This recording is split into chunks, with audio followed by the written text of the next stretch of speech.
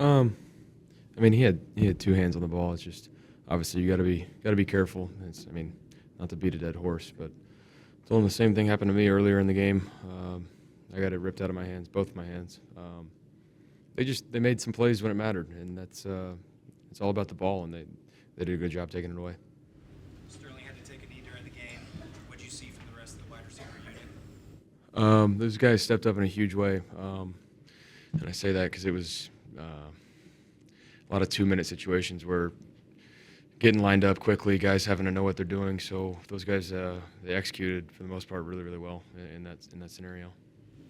And even though this game didn't end the way that you would have hoped, the fact that this offense continues to be in position to win these games at the end, you guys can make drives when it matters. What does that say about the fight that is in this team? I've said it all along. This group will not quit, and I'll be damned if anybody does. That's the standard that we try and set.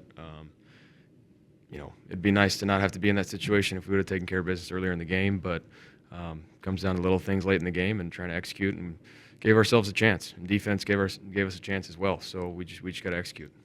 In these games, you win or you learn. What do you think you learned about your team tonight? I mean, I didn't learn anything new about the fight that we have. It's never been a question. For me, it's next man up mentality. I mean, overall, it's about the ball. I think everybody needs to learn that. It's obvious, I know, but even when you have two hands on it, got to be overprotective with it, and that starts with me too. I know Mike Evans is such a big contributor to this offense, and he had a huge week this past week.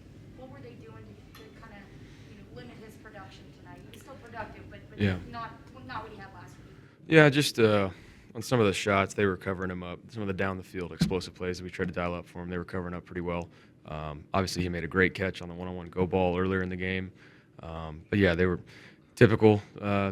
What teams do, roll a safety over the top, try and press him up a little bit and take two guys to take him away. But that's why other guys had good opportunities. Baker, 2 games left, a little bit of a missed opportunity tonight. Just talk about the mindset of this team going these last 2 games. We're in playoff mode. We got to take care of business, or else we have no shot. So it's this one. You got to take it on the chin. Short week, Christmas week, and we got to focus on Carolina and figure out a way to win. Cade plays a vital role in the offense. What do you see, though, him being out and Payne Durham stepping in? I thought Payne did a great job. Obviously, he took one gnarly shot that sucked because I had to get it over a defender. Didn't, had a little bit too much touch on it. Kind of set him up for that shot. But he got up and fought, and Payne's a tough guy. So, but I thought he was able to showcase his hands and what he's, really capable of doing. That sometimes gets overshadowed with Cade in there. What do you think has to happen for this team when it comes to some of those lost fumbles with the ball security?